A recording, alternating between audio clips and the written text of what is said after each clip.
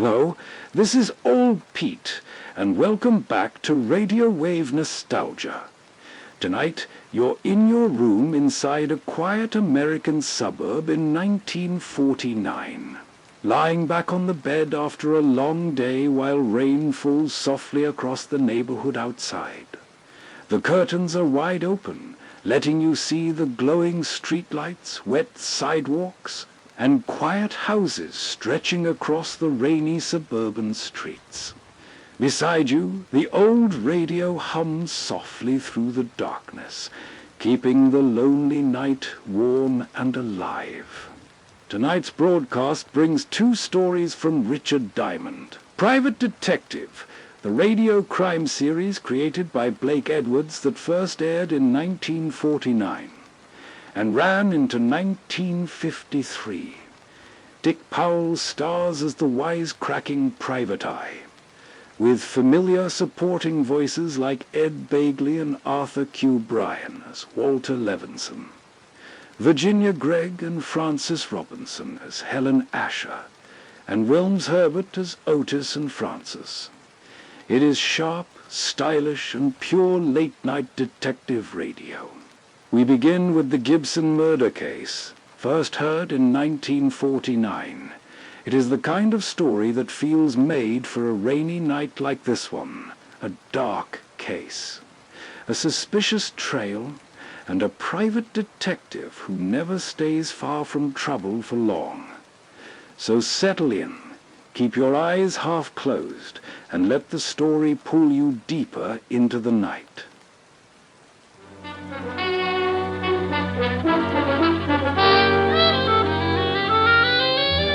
Hello there, this is Diamond. Hey, I got a beef. I went shopping for my girl Helen Asher the other day. You know, stuff for dinner. This town's gotten hotter than a blast furnace in Death Valley, so you gotta pick out things that make for a cool meal. Like salads, cold cuts, beer, real picnic style. Well, I figured I could whip up a fancy tossed salad or something.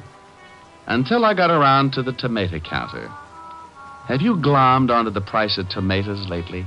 Now, what's with that? So the cost of living is inflated. So a T-bone makes like it just arrived direct from the Sultan's classiest cow. Okay, a T-bone I can understand. But what's with a tomato? When it costs so much, it should be hanging from a charm bracelet instead of lying in a salad bowl. Who needs it? So I bowed from the waist and figured you could still do a lot of things with a plain head of lettuce. I got another beef, too. Why can't people start their killings in December when it's cool? Now, about a week ago, I got mixed up in a case, and before it was over, I took so many salt tablets, I am now the best seasoned private detective in New York. It started last Tuesday morning about 11 o'clock in an apartment on the Upper East Side. Ginny? Yeah, genius. No cracks. No cracks. We're both waiting for old Gibson to turn us into the cops, and you say no cracks. This whole rotten mess is your fault. Well, how did I know the old goat wouldn't fall for it? Well, he didn't, so we better start packing. What for? Because I don't want to play hostess to a lot of little men in blue. I'm allergic to handcuffs. Relax, will you?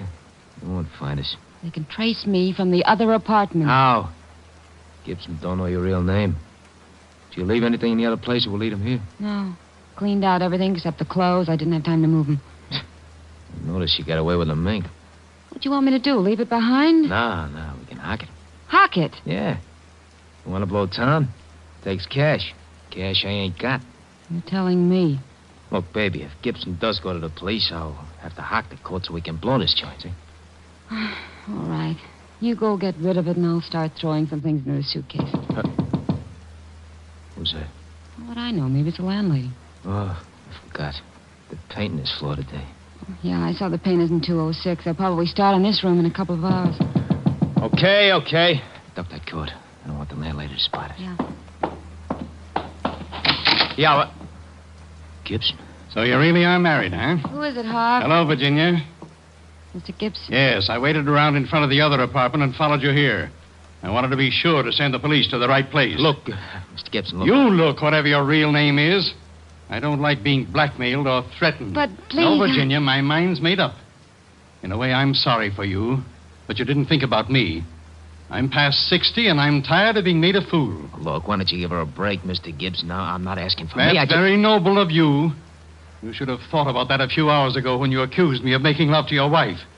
You're not really married. Why, There is no need of displaying your indignation. There'll be plenty of time for that when the police arrive. Harv, Yeah. Come in here. Hey, how dare you? Take your hands off me. Look, you ain't calling nobody. You gonna listen to me? You take your hands off me. what are you going to do, Harv?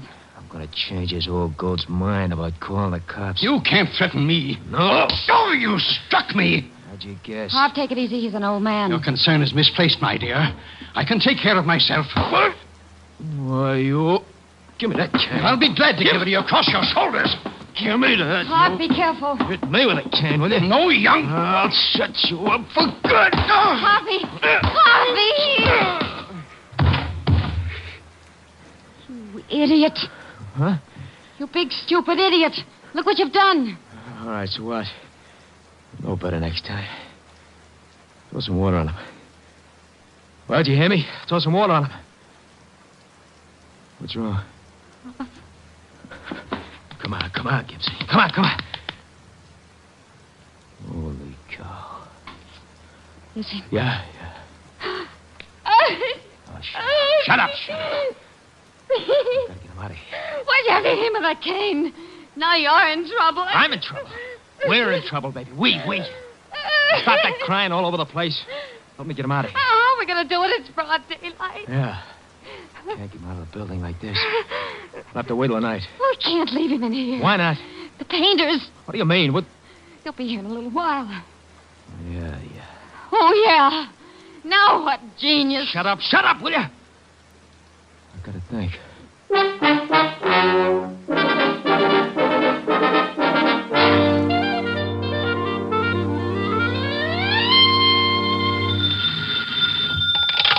Diamond Detective Agency, murders financed while you wait. Oh, you idiot.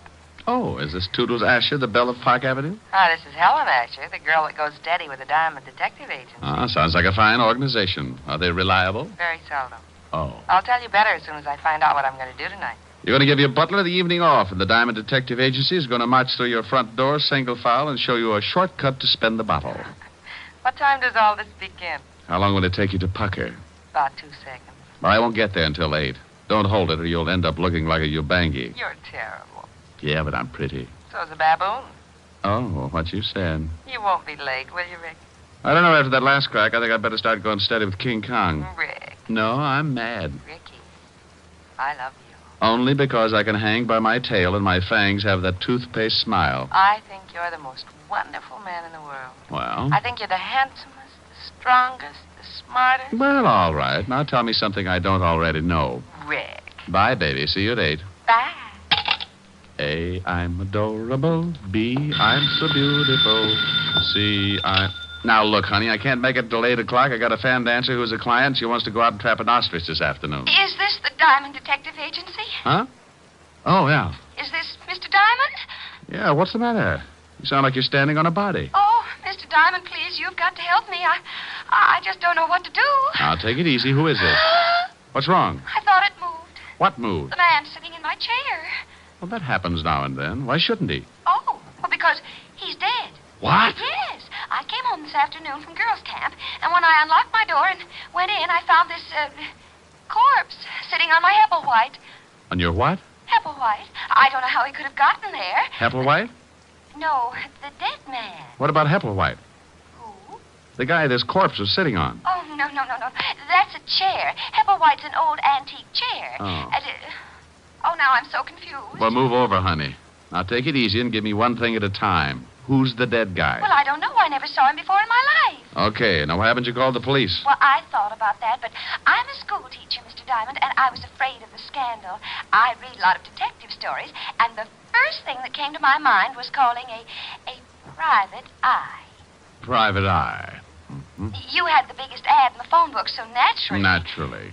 Well, give me your name and address, and I'll be right over. Oh, Esther Blodgett, 419 East 79th Street, apartment 108. Okay, Esther. Now, don't let anyone in and don't touch anything. Oh, I know that, silly. After the initial shock wore off, I found myself in complete control. What's the matter? I'm so nervous. I just lit a cigarette. It tasted so good, I offered one to the dead man. Well, if he takes it, remember how you did it. I'll be right over. Hepplewhite. Oh, is Walt going to have fun with this? Homicide, Sergeant Otis. Hello, Otis. Let me talk to the lieutenant. Diamond? No, this is Black Beauty. I just did a mile in 1:12, and I want to report that I'd been doped. Very funny. I thought so. I didn't win the race, but I was the happiest horse on the track. Now, put the lieutenant on the phone. Lieutenant Levinson. Diamond, Walt. I don't want any. You take your killings to another precinct. Oh, now, don't be a sorehead. Giving you business is just my way of showing my friendship. Can't we just be buddies at a distance? I'm getting tired of chasing corpses. Well, grit your teeth and get over to 419 East 79th Street, apartment 108. Homicide? Yeah. A dame named Esther Blodgett reported it. She lives there. Who's dead? Well, I don't know. Yeah. A guy named Hepplewhite. Hepplewhite. You ask Esther about it. She'll put you straight. You coming over? Yeah. Bye.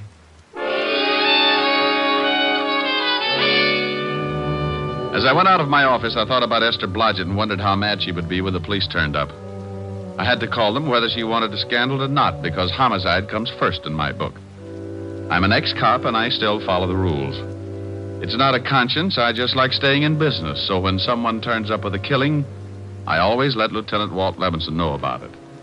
I grabbed a cab, and 20 minutes later, I was standing in Esther's apartment along with Walt, the dead man, and Hepplewhite. Oh, you're a swell fella, you are. What's the matter, Walt? I've been going through that Hepplewhite routine for the last 10 minutes. I just found out it was a chair, that one right over there, the one that Stiff's in. Mr. Diamond, why did you call the police? I thought you'd ask that. Because that man's been murdered, Miss Blodgett. That's what good citizens do when they find a dead man in the apartment. But the scandal.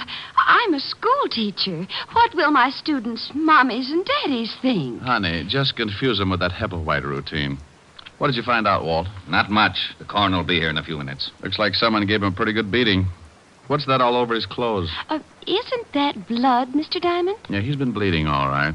I mean that brown stuff, Walt. Looks like lint or something. I noticed that, too. I don't know what it is. We'll have the lab analyze it. Tell me, Esther, you said when you came in you unlocked the door. Yes, that's right. Are you sure it was locked? Why, yes, it has a catch lock. Besides, you have to turn the key and then use the other hand to turn the knob. Did you touch anything? Open any windows? I touched nothing. Oh. Well, there's a good one, Walt. Yeah, a corpse sitting in a room with the door and all the windows locked. Do you always lock the windows when you go out, Miss Blodgett? Well, I've been away for several weeks at a girls' camp. Aren't you a little old for that sort of thing? Oh, I've been counseling. One of the teachers who goes along to take care of the young girls. What do you think, Rick?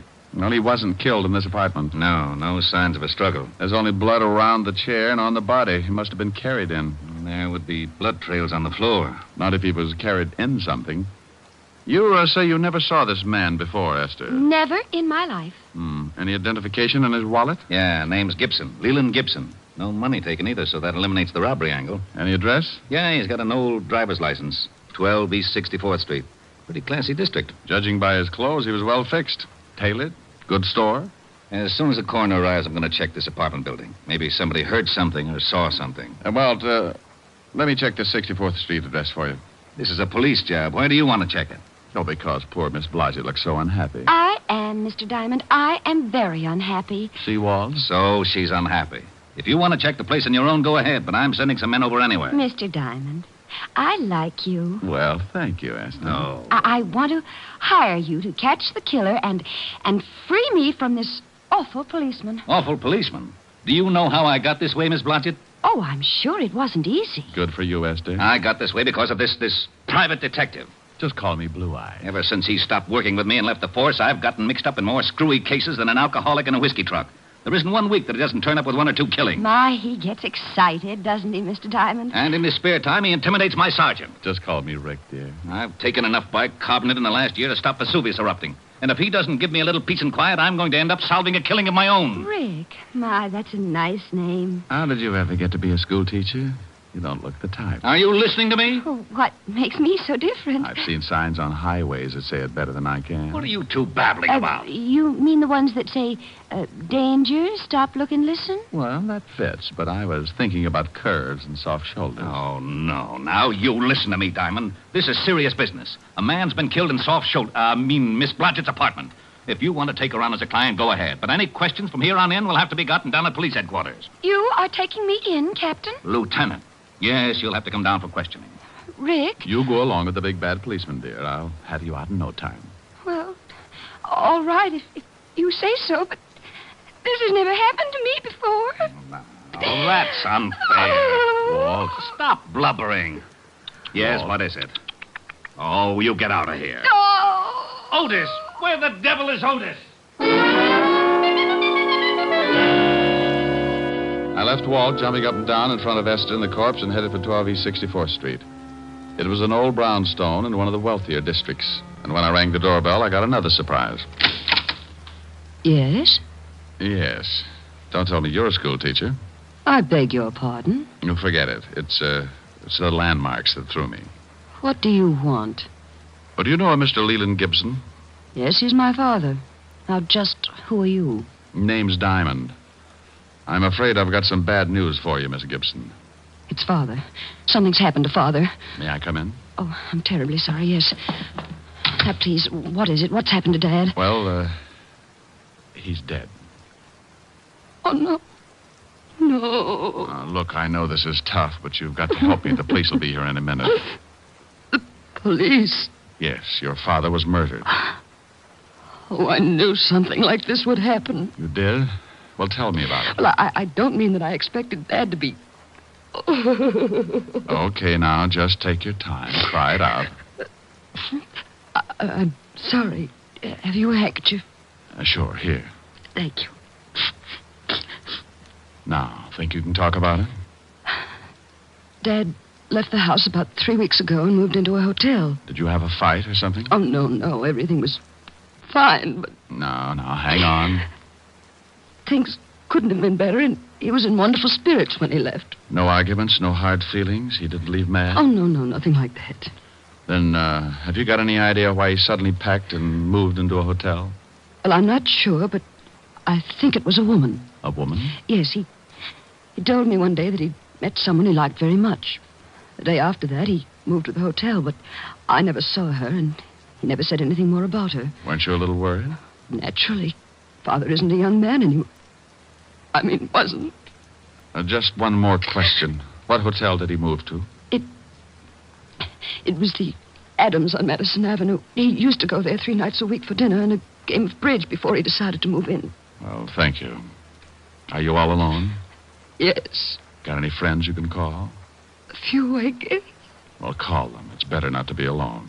And bawl your head off. It'll do you some good. I'll send you your handkerchief, Mr. Diamond, Richard Diamond. It's in the book.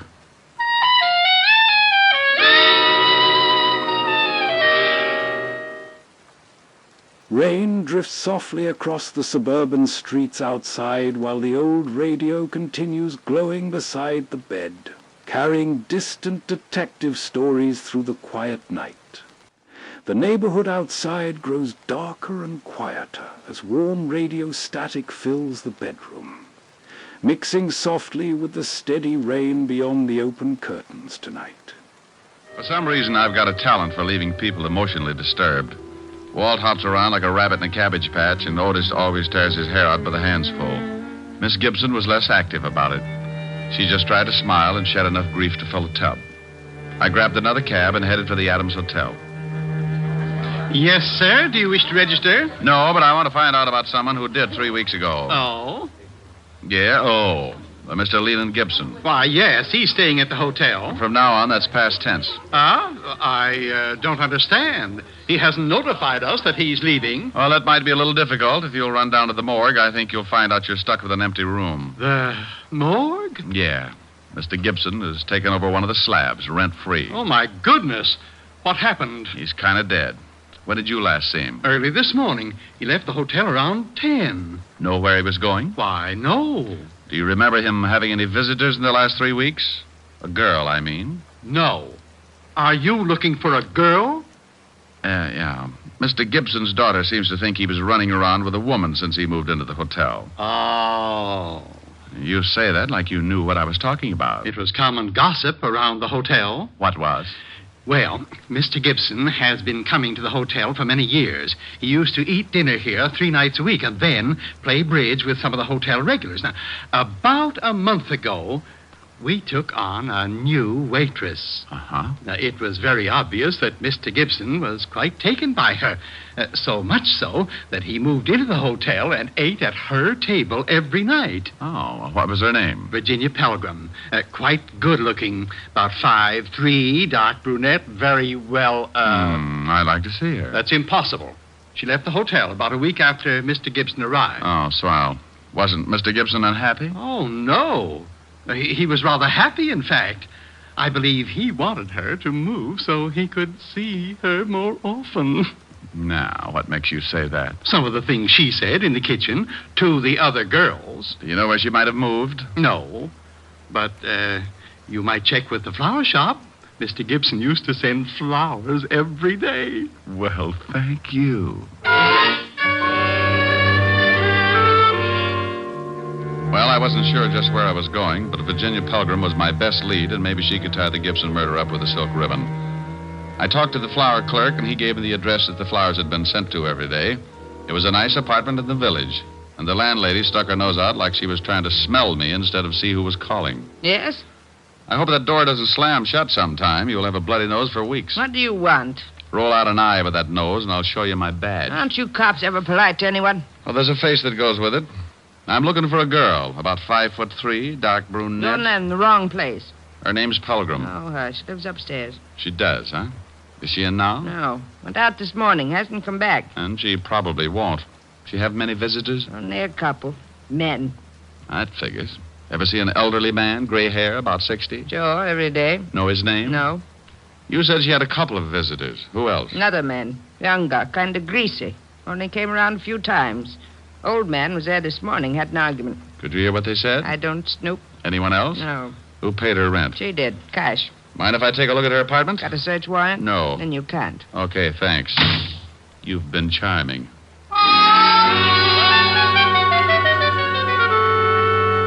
I left the old bat and headed back to the school teacher's apartment. If I was right, I'd seen setups like this before. But there was still the problem of finding out how Gibson was killed and how he got into a locked room. When I pulled up, I saw the wagon, complete with corpse and coroner, pulling away for the morgue. And when I went in and knocked on the door, I was certain that they'd forgotten one of the bodies. Oh, it's you, Shamans. Why, Otis, they're leaving without you. Who is? The hearse. Shouldn't you be lying down or something? Now you stop that Rick and get in here. Hello, Walt. What's new? Well, Rick.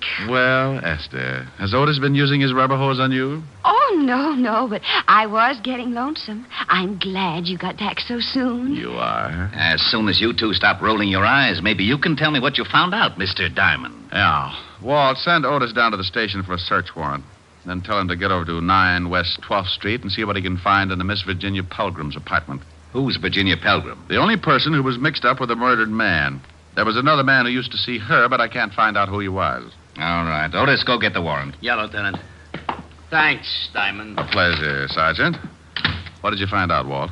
There were 11 people in the building at the time of the killing. None of them ever saw the guy before. Here's a list of the names. 3 people on this floor, 5 on the second, and 3 more on the third. Have you talked to the landlady? Certainly. She doesn't know any more about it than the rest.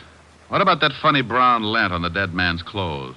We're checking on that right now. The lab said they'd call me. Did the landlady say she had a key to this apartment? Sure, but she hasn't used it but once since Miss Blodgett was away at girls' camp. When did she use it? 3 days ago, when she had let the painters in. And she says that the windows and door were definitely locked, because after she aired the paint smell out, she locked them herself. Painter, huh? Yes, and I've been looking. You know, I think they did a terrible job. Why, the kitchen alone... Esther. Yes, Rick? Later, dear. Yes, Rick. Walt, did they paint the whole building? They finished the second floor today. Oh, I'll get it, Miss Blodgett. Probably the lab. Rick, Yeah? do you know who did it? Yeah. I got a hunch. Oh, I see. you're wonderful. Yeah. Okay, thanks. Lab, Walt? Yeah. That lint you spotted on the dead man's clothes is from the mat that they put under rugs. Mm-hmm. Walt, you were on all the floors. Did one of the apartments have a rug missing? They're all missing from the second floor. The tenants took them down to the basement when the painters moved in. Any off this floor or the third? No, just the second. Well, your killers are on the second floor, Walt. How do you figure? Well, let's look at what we've got. Dead body in a locked room. Blood on body and floor around body, but nowhere else in the room. Carried in. In a rug. Bullseye. Oh, Oh, this is so exciting. Esther. Sorry. Yeah, but how does a dame called Pelgrim figure into it? There's no Pelgrim listed in this building. Well, there shouldn't be if I'm right. The dead man met Virginia Pelgrim while she was working as a waitress in his hotel. She gave him a pitch and he fell. He put her up in an apartment so he could see her more often. So what? I think she was working with another man. A man who was seen around her apartment by the landlady. Then how did the body get over here? The guy the dame was working with probably lives here. What about the motive? Well, my guess is that Gibson was being blackmailed, and he followed the girl here. He was probably going to yell cops, so they killed him. Okay, now what about the locked room? Explain that. I let the landlady of this building explain it, Walt. Go ask her one question. Who had this apartment before Miss Blodgett? Esther. Oh, I'm sorry, Esther. Well, I can tell you that. A Mr. and Mrs. Austin, they moved to a smaller apartment and let me have this one. It's more rent, and they couldn't afford it, I expect. This is a better apartment, though. It has very... Esther, what apartment did they take? Oh, it's on the next floor. Apartment 209. According to this list of people who were on the second floor at the time of the killing, the Austins are the only couple. What did Mrs. Austin look like, Walt?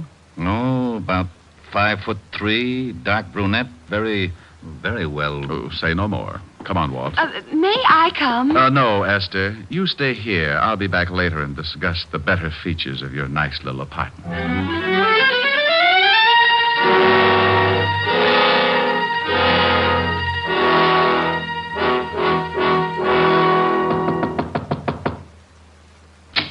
Yeah? I want to talk to you again, Mr. Austin. Why? Told you everything I know. Where's your wife? In the back. We're coming in. Okay, you don't have to shove. Who is it, Harv? Them cops again. Well, hello, Virginia. Do I know you? Where's your rug, Mr. Austin? What? It's down the basement. Miss Pelgrim, how long have you been married to this man? About 3... Hey, how'd you know me? Shut up. Know your name? You might as well tell the lieutenant everything. Why did you lie about knowing Mr. Gibson? I didn't. I never saw him before in my life. I didn't tell you the dead man's name was Gibson. How'd you know that? Don't answer that. Oh, shut up. You and your husband killed Mr. Gibson and carted him downstairs in a rug. Why'd we do that? Because the painters were on their way to paint your apartment. You had to get him out without being seen. You dumped him in Miss Blodgett's apartment because you knew she was out of town. And you used to live there, so you still had a key. Harv. You shut up. We've got enough to hold both of you on. The rug will have bloodstains on it. Oh. Get out of my way. Get out, Walt. Why, Walt, you're so rough. Yeah. I didn't kill him. Harvey did. I didn't kill him. Okay. You can tell me all about it down at the station. Hey, where are you going? Well, it's 6:30. I got a date. What about Miss Blodgett? She's going to get lonesome again. Ah, she was born that way. I've got to see a girl who's going to hold a pretty interesting class of her own. Bye.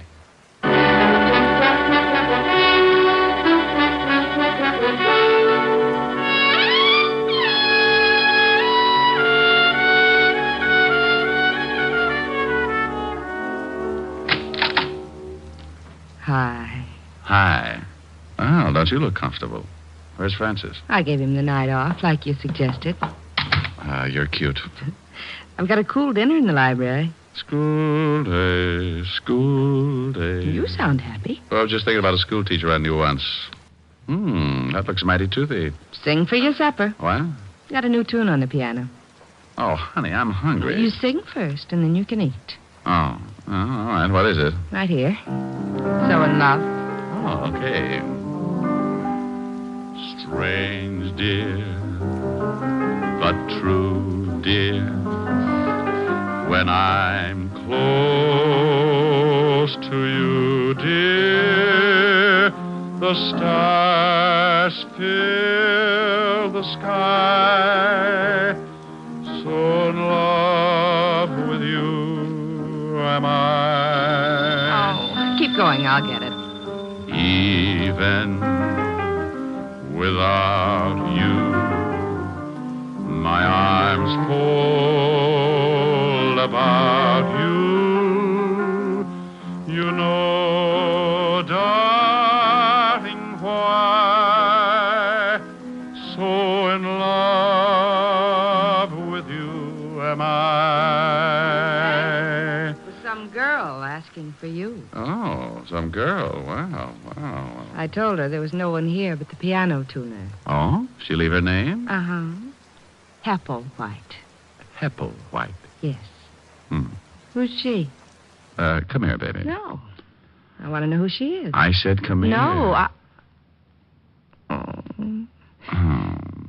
Ricky, Mm-hmm. who's Apple White? Oh, just a chair, baby. A cute blonde chair.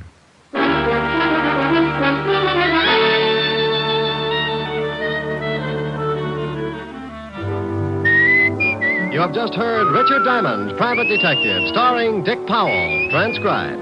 Helen was played by Virginia Gregg, Lieutenant Levinson by Ed Begley. Also in our... Well, now, that was the Gibson murder case.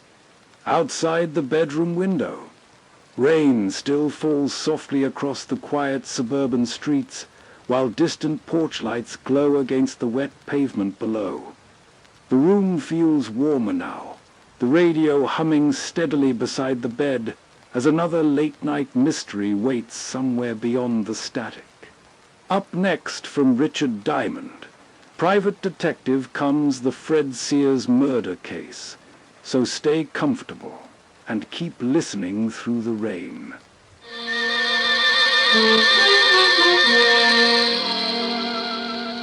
Hello there.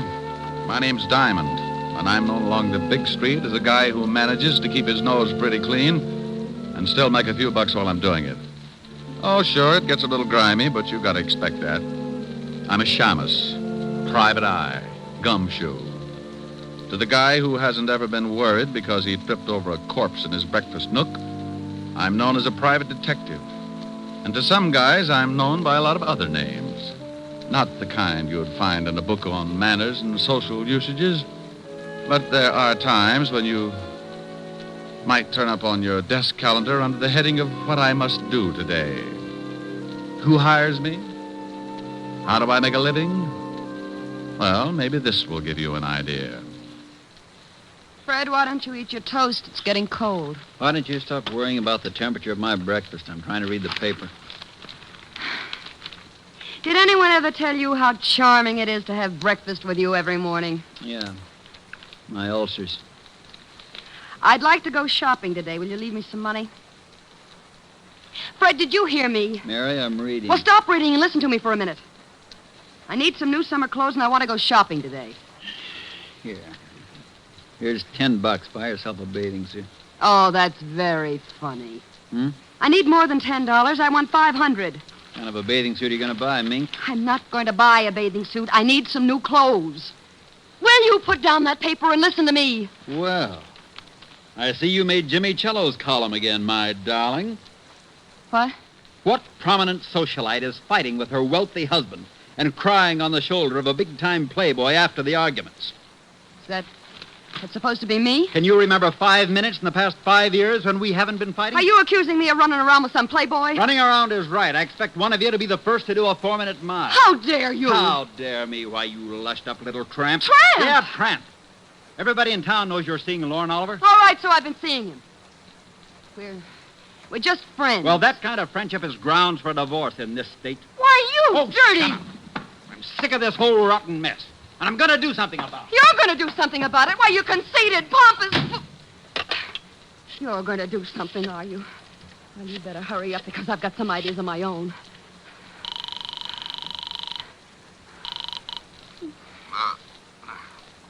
Yeah? Lauren.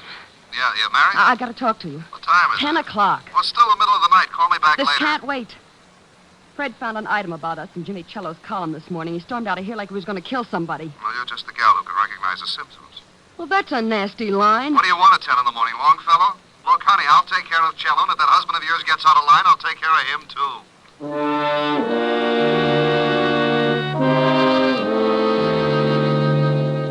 You see what I mean? If things like that didn't happen, I'd be out of business. I'll lay you 8 to 5 that before 3 o'clock this afternoon, one of those charming people will be walking into my office begging for help. Yeah? Rick? Oh, hello, Helen, baby. Hi. You gonna take me out tonight? Sure. I'll be over later. We'll have a quiet evening. No, I want to go dancing. If you don't take me, I'll throw a tantrum. But, baby, I don't have the cash. I'm tapped this week. Well, if you won't let me take you, borrow it from Francis. You told me yourself he was good in a pinch. Yeah, but he's already black and blue from those 3 lunches at Lindy's. Besides, he's not only your butler, but he's a darn good businessman. He wants security. Well, give it to him. He's already got my badge. my book on the 10 best ways to sneak through transoms, complete with illustrations, and my gun. Haven't you got something else? Yeah, but I'm saving the right eye in case of an emergency. Keyholes, you know. Look, honey, let's go take in a quiet movie and... I want to get dressed up and go to a nightclub. It's summer. The flowers are blooming, and the fox has left his lair. His what? I've been hibernating all winter, and I want to get out into some nice, smoke-filled dance floor. Why, Helen. Why, Helen, nothing. Please, Rick. Hold it. Someone's knocking at my chamber door. Come in. Mr. Diamond? Yeah, pull up a chair. I'll be right with you. Who is it? I'm afraid to look. I haven't paid the light bill. This is a detective agency, isn't it? You, sir, have just won yourself a new economy home-size murder sampler, complete with a matching set of bodies. Me? No. I haven't got time to listen to your bright remarks, Diamond. I want to hire you. What did he say? He doesn't like my bright remarks. You won't even admit they're bright. What else? No, something about wanting to, Something about what? What was that last statement, sir? It sounded rather cozy. I said I wanted to hire you. What? I'll call you later, baby. Bye. Wait a minute. Now, Mr. Sears. Mr. Sears, what can I do for you? I want you to follow my wife. Will I like the view? She's running around with another man. Well, if they're just running around, don't worry about it. It's when they get tired and slow down that things start to pop. There was a veiled article in Jimmy Cello's column this morning about my wife and this man. Yeah, I know Cello. So do I, but I'm not interested in Cello at the moment. Well, what do you want? Enough on your wife so you can get a divorce? Yes. Oh, well, that comes kind of high. I don't like cases like this, and I usually turn them down. If you want me to swallow my pride, it'll take a $200 retainer and $100 a day in expenses. I'll write you a check. Oh, just like that, huh? I am quite wealthy. That's why I want the divorce, Mr. Diamond. There you are. Yes, sir. There I am. Now, what's the man's name that your wife is seeing? His name is Lorne Oliver. Well, this is turning into a family gathering. You know him? Sure, runs the Monarch Club. That's right. What's your wife's name, and we're going to get a look at her? Mary Sears. You can see her tonight at the Stork. We'll be there for dinner, 9 o'clock. I'll be there. Oh, incidentally, that comes under the heading of expenses, in case you have a short memory. I have a good memory, Mr. Diamond. You can send me the bill. Oh. Address and phone number? 45 East 65th Street. 45 East 65. Evergreen 41793. 41793. Now I've got to be going. Goodbye, Mr. Diamond. Goodbye, Mr. Sears. Yeah? What'd you hang up on me for? Honey, this is because you always give me an argument. You never want to go anywhere. I'm getting tired of shows and hot dogs. I want to go dancing. What? And I don't mean Roseland. I want to go to the Stork.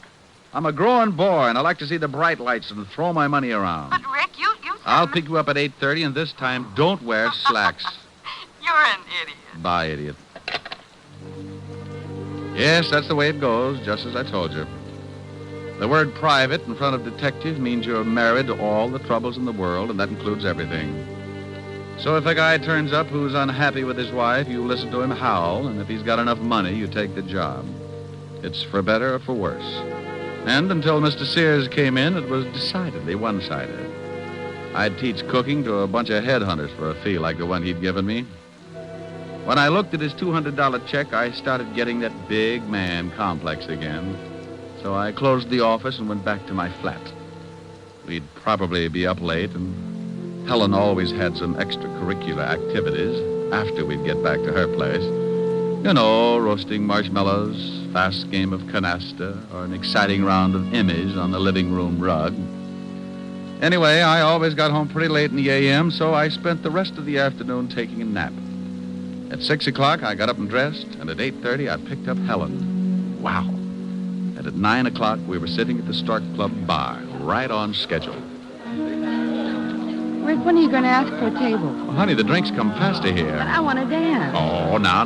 Mustn't overdo it, lover. How do you know? Maybe some mountain climber will ask you on a 20-mile hike tomorrow. Think of your feet. I am. I want to move them around that dance floor. Oh, Rick, I know you. If you do something, you do it all the way. Yeah, let's nick. Oh, now you stop that. You're on a job, and you don't want to go in there because you've got to watch somebody. Well, Helen Asher, how are you, darling? Well, hello, Lauren. How have you been? Oh, couldn't be better. Why don't you ever stop over to my club? I'd like to show you around. She just brought a seeing eye dog. Oh. Hello, Diamond. You two know each other, don't you? Yes. How did we make such a grisly mistake, Oliver? I don't know. I tried taking penicillin for it, but it didn't do much good. Well, it probably helped out in the other things. Why don't you try hanging yourself? Rick. You always did think you were a pretty funny man, didn't you, Diamond? It's easy being a comic. You just find an idiot for an audience. How do you like the performance? Stinks. Pardon me, Helen, but I see some people I know. You'll excuse me, won't you, Diamond? Oh, sure, yes. But the next time you drop around, bring some airwick, huh? Rick, even if you don't like him, you shouldn't say those things. It's liable to start a fight. Oh, he wouldn't take a swing at a midget if he was riding an elephant. Wonder who his friends are. They don't seem to be too glad to see him. Their name's Sears. Is that who you're watching? Yeah, the wife. I don't know whether I approve or not. She's very attractive. Isn't she, though? Rick. This is business, baby. Business. I'm only drooling because I haven't had anything to eat since this morning. Well, then let's get a table. You've seen her. You've observed what she's doing. Now let's get something to eat. Wait a minute. Here comes somebody else I know. Where? Standing at the check room. The little man? Yeah, here it comes. Who is he? Name's Cello, Jimmy Oh. Cello. Writes a gossip column. I read it all the time. Yeah? Hello, Jimmy. Well, a Broadway shamus. Who's the lovely redhead, Diamond? Helen, meet James Cello, but be careful what you say. Jimmy, Helen Asher. Hello, Mr. Cello. How do you do? This an item, Rick? If I don't get us a table soon, she's going to make me give back her sorority pin. Oh, speaking of tables, I see some people I know. Nice meeting you, Miss Asher. Thank you. Goodbye, Diamond. Bye, Jimmy. Rick, he's going over to Sears' table. Hello, Walter. Hi, Doll. Hi. Well, good evening. What do you want, Cello? Oh, I just dropped by to see how the happy little family was getting along. Well, just drop away. Nobody asked you to stop by. Yeah, why don't you do that? And take Oliver here with you. Nobody asked him to stop by either. Fred, keep your voice down. This is my table, and I don't like a lot of crumbs lying all over it. Who's a crumb? Come on, Lorne. I guess Mr. Sears has forgotten a few things. I haven't forgotten a thing, Cello. When you print one thing in that lying sheet of yours, and I'll have you sued for libel. Listen, Sears, if I did print anything, they'd put you away so far they'd have to pipe air into you. Oh, do go on, Mr. Cello. This is getting interesting. You'd better get out of here, Cello. No. Go on, Cello. What have you got on old Moneybag? He's a lying, dirty gossip monger. He doesn't have a thing. Wait a minute. I don't like that. Why don't you ask your husband about North Africa sometime, Mrs. Sears? Just a minute. Fred, stop it. Fred. All right, now pick yourself up and get out of here, Cello. Maybe you're right. I've got a column to get out. It'll be all about you, Sears, in big type. Go on, get out. How about me? You gonna throw me out, too? You can bet your life I am. I'm getting out of here. You stay right where you are. Don't talk that way to Mary. I'll talk any way I like to my wife. Lorne, maybe you'd better leave. Here come the waiters. And now it's time I'm gonna push his fat slob's face in. Yeah? Yeah. All right. Come on, break it up. Come on. Hey, waiter, give me a hand. Come on. Take your hands off me, Diamond. Now, calm down, Mr. Sears. I'll kill that slob. Oliver, you shut up or I'll pull your pants up over your head and shove you in a glass like a breadstick. I don't like people meddling in my affairs, Diamond. You're fired. I'm what? You heard me. Now take your filthy hands off me. Well, they were lily white before I palmed that check of yours this morning. You can have it back. Here, eat it. What? I'll have you in jail for this, Diamond. Why? It isn't every day you get to eat a $200 check. Oh, Rick, let's get out of here. Yeah, I'm sorry, baby, but that's what happens when you go to work for a hyena like Sears. You think he's a nice guy because he laughs so much. But you find out later it's only because he chewed your leg off.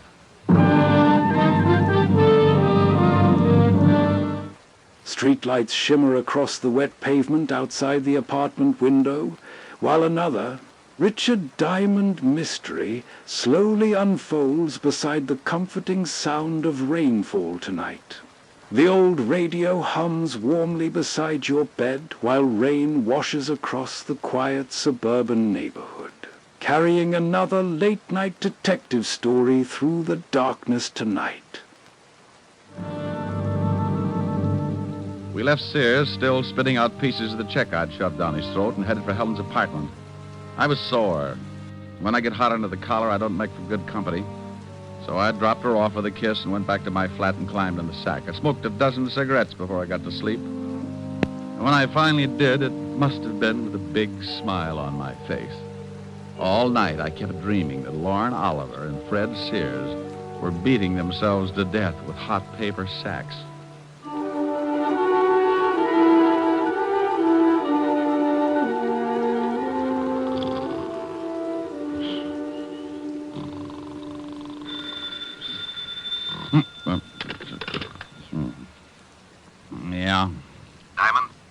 No, this is Sunshine Market. Lox Popover is our specialty. Now, you stop clowning and get over here right away. Walt? Lieutenant Levinson. Oh, wow. Where are you? I'm in your office. Yeah? Well, if any clients come in, give them a good sales talk. Tell them how many people you've killed or something. There's a guy in your office now. Prospect? Depends on what you're talking about. I think his name is Fred Sears. Tell him to go home. He canned me last night. I don't think he'll listen. All right. So he's sore. He's got a right to be. He's dead.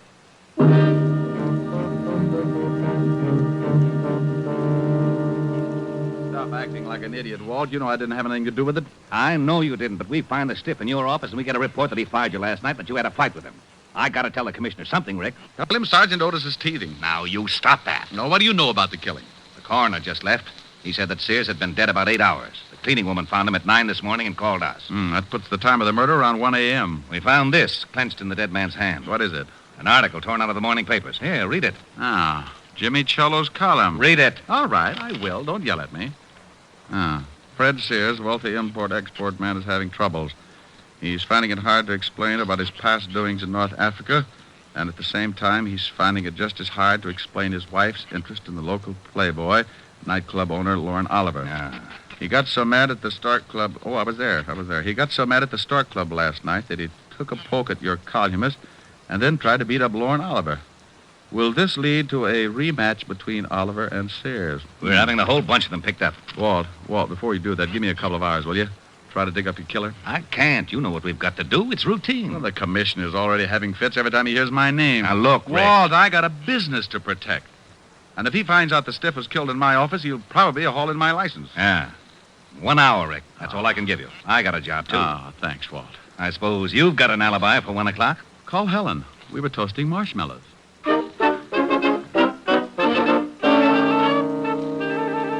Well, I had 3 good suspects. Lauren Oliver, Cello, the columnist, and Mrs. Sears. One of the 3 was built just right for the electric chair. An hour isn't much time to dig up a killer, so I grabbed a cab and headed for Lauren Oliver's office in the back of his club. Yeah, come in. How are you, Oliver? Oh, what do you want, Diamond? I'm particular about who comes into my club. Oh, I'm surprised you can operate with that kind of policy. People probably see you in here every night. I think I'll have you thrown out. Where were you at 1 o'clock this morning? None of your business. Herman. Yeah, boss? Come in here and show a guy out of my office. Oh, we get rough, huh? Yeah. Okay. I'll let you tell the cops who knocked off Fred Sears. Hey, this the guy, boss? Yeah. Wait a minute. Did you say someone knocked off Fred Sears? That's right, but don't start crying about it. It makes me feel so helpless. I'll tell my story to the cops. They'll get a lot tougher than I will. You won't get tough at all, Mac. Oh, stop flexing, Herman. You'll snap your girdle. Well, I guess it doesn't make much difference as long as Sears is dead.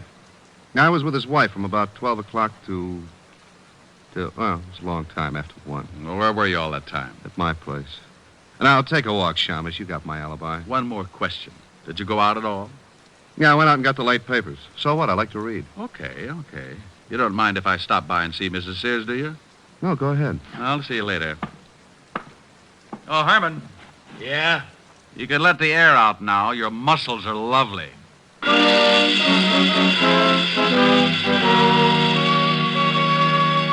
Well, Oliver had a good story if it checked, so that left me with 2 more stops.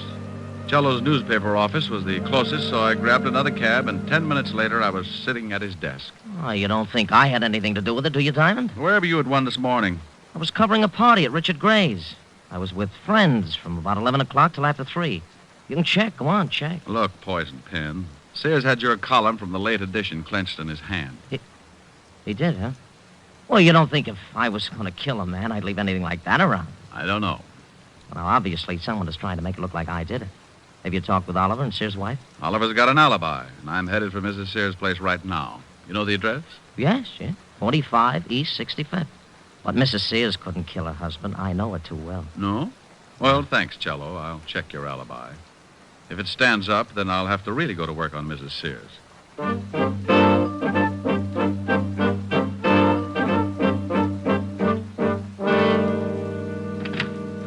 Yes? Mrs. Sears? Yes. Oh, you look even better up close. What's on your mind? You mean right this minute? Well, aren't you nice? Don't crowd me, though. I can keep up a pretty good average in this league. I'd say about 1,000. Mhm. May I come in? I think so, if you keep talking. I like to hear nice things. Well, you deserve them. But I can think of some nice things to say about a panther. We'll talk about my family some other time. Can I buy you a drink? It's a little early unless you got some milk. Milk? Where's your husband? Oh, you know about him, huh? Oh, I'm sorry. It looked as though it might work into quite a friendship. Where is he? I haven't seen him since last night. Why? Is he a friend of yours? He's been using my office. Oh? Yeah, he died there last night. What? Everybody is so surprised. But, how? Who did it? That's what I'm trying to find out, lover. Where were you at 1 a.m.? That's none of your business. Okay, let the law drag it out of you. Goodbye, dear. Wait a minute. All right, I'll tell you. I was with a man named Oliver, Lorne Oliver. Oh, for how long? From about 12 o'clock to, well, much later. That's what Oliver says. Did you go out at all? Just to get the papers. That checks with Oliver's story, too. Did you go out alone? Why, no, I went with Lorne. He says he went out alone. Oh, well, yes, he did. I thought you said you went out with him. Well, that was later. Lorne was the one that went out to get the papers. Okay, what time was it? About 2. When you both went out or when Lorne went out to get the papers by himself? When Lorne went out. Oh, yes, now I see. Well, I'll see you later. Come back again. Oh, I'll do that after you get over crying for your late husband. I'll keep my emotions down to a minimum. I'll bet you will. I left her standing in the middle of the room, looking after me like a vegetarian with an eye on a green salad. I closed the door and started down the hall for the elevators. For some reason, I never seem to get where I'm going. Hello. Oh. Now, while you're still tuned in, Diamond, I'll give us some advice. Stay away from Mrs. Sears. Now, I want you to be sure and get the point.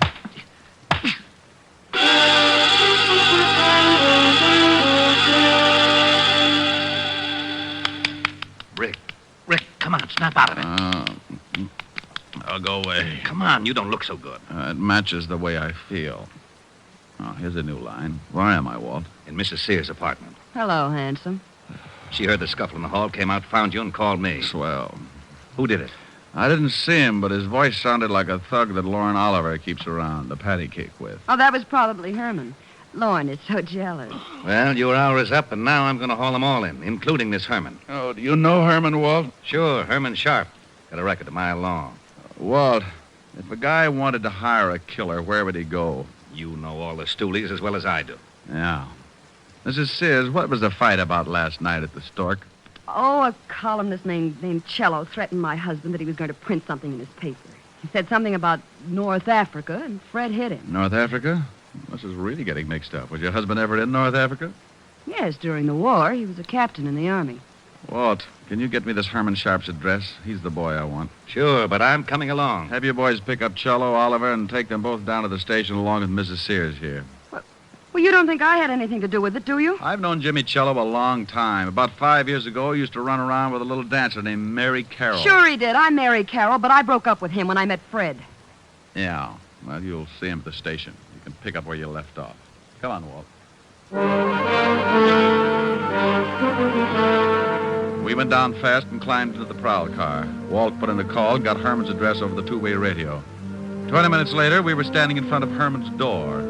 It was an old apartment house on the Lower East Side. I started for the door, but Walt had other ideas.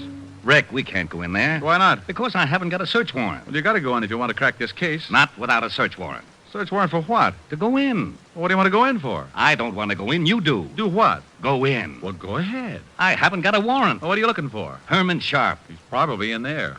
He is? Sure. Well, what are we waiting for? Oh, what did I do that for? For that. What? Herman Sharp. Oh. Is he dead? Yeah, been shot. What are you looking at? Newspaper on the floor. This morning. Oh. Cello's column's missing. Been torn out. Then Herman's your killer. Swell. Who killed Herman? Don't you know? I'm not going to start that again. Walt, go on back to the station. I'm going to check something and make a phone call. I'll be down in half an hour and point out your killer.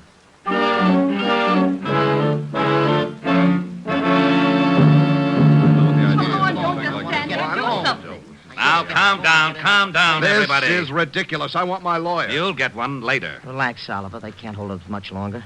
How do you feel, Mary? I don't like this any more than you do. Well, good afternoon, and happy Father's Day. Rick, where the devil have you been? Made a phone call to Washington, Walt.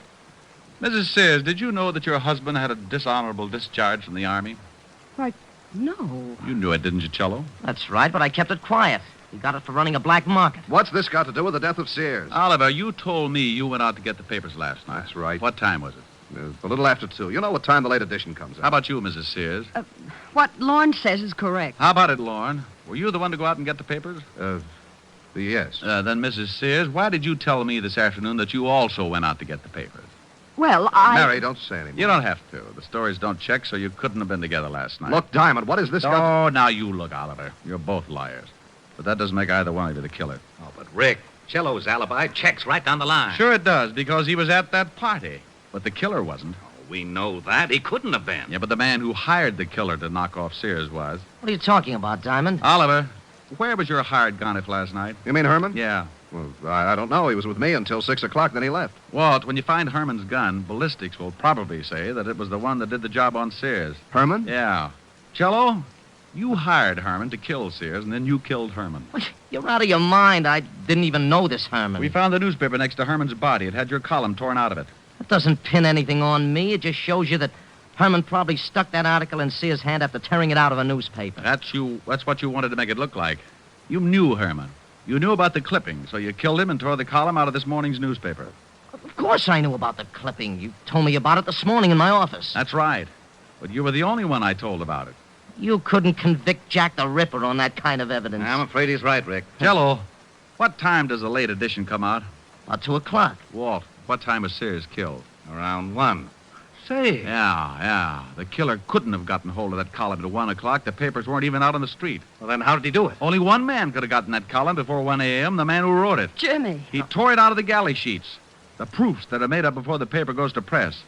Cello hired Herman, gave him the clippings, and then went to the party. Oh, you're doing great, Diamond. Keep it up. You're still in love with Mary Sears. You were jealous of Oliver, so you hired Oliver's boy Herman, figuring the cops would pin Sears' murder on Oliver. How am I doing? You're a good liar and a rotten detective. You knew I'd go to see Mary Sears, so you sent Herman to beat me up and make it look like Oliver was behind it. You tried to frame Oliver all along the line. Boy, you cheap little scandal snooper. I'll fix it so you don't blame anybody. Wait a minute. Yeah, all right, break it up. Come on, break it up. Break it up. Hey, Walt. What is it, Rick? Bye.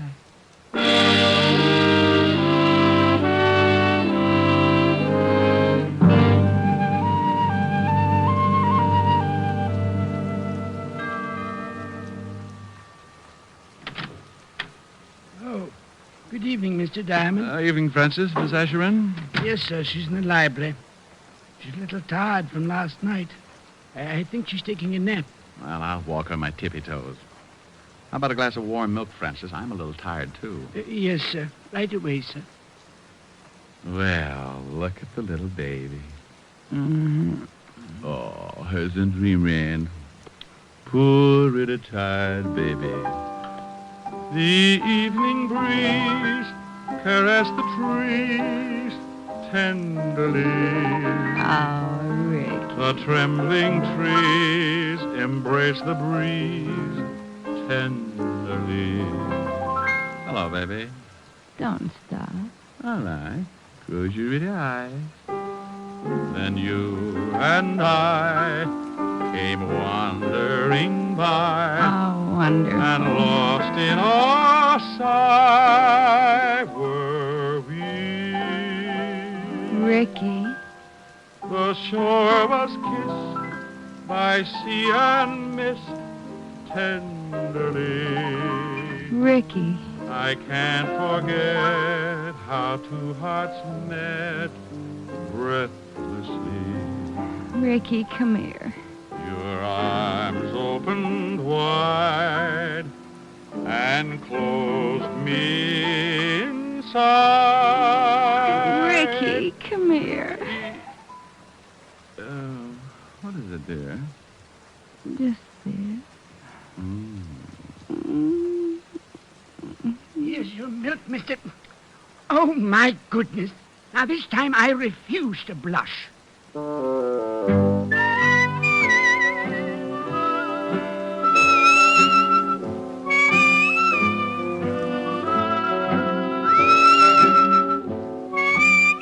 You have just heard Richard Diamond, Private Detective, starring Dick Powell. Helen was played by Virginia Gregg, Lieutenant Levinson by Ed Begley.